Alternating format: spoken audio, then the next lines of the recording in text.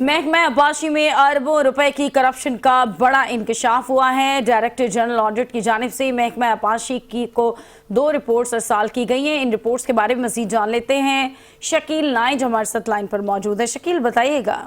जी देखें, महकमा आबाशी में अरबों रुपए की करप्शन का डायरेक्टर जनरल ऑडिट ने भांडा फोड़ दिया। उन्होंने जो है वो 137 नुकात पर मुश्तमिल एक भारी भरकम रिपोर्ट सेक्रेटरी आबाशी के हवाले कर दिए, जिसमें उनसे कहा गया कि 5 अरब 42 करोड़ रुपए की करप्शन हुई है।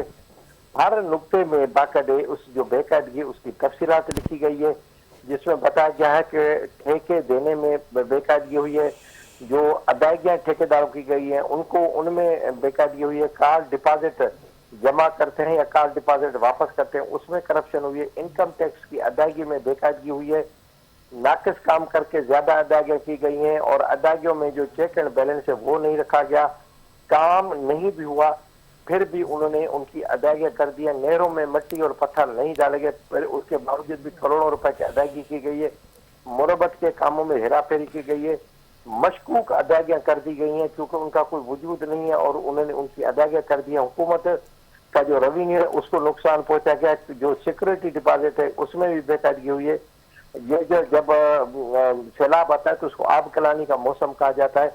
सैलाब के मौसम में नाकस मटेरियल इस्तेमाल किया गया है, मुलाजिम कम रखे, आरजी जो मुलाजिम रखे जाते हैं वो कम रखे गए, लेकिन उनकी मद में ज्यादा मुलाजिम दिखाकर उनकी मद में भारी हुकूमत वसूल कर गए। महकमा आबाशी को कहा जाए कि वो अपनी महकमा जाती अकाउंट्स कमेटी का इजलास बुलाकर इस मामले को हल करें और जो भी इसका नतीजा निकले वो पब्लिक अकाउंट्स कमेटी को आगाह करें ताकि पब्लिक अकाउंट्स कमेटी इस पर हातमी फैसला कर सके। जी बहुत शुक्रिया आपका।